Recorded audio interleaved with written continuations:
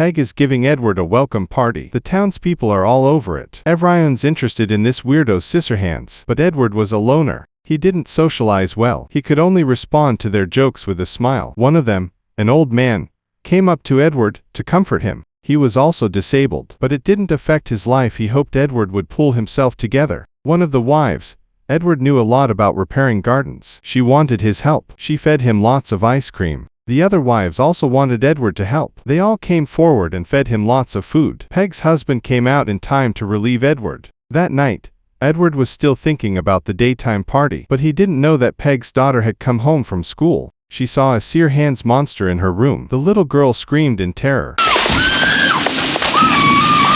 Edward was so startled by this reaction that he panicked and made holes in the bed. Peg and her husband came out to check on her and calm her down. Her husband took Edward to the bathroom to change into clean clothes. Peg explained to her daughter that Edward was an orphan and had no one to take care of him. Peg then introduced Edward to her and her daughter.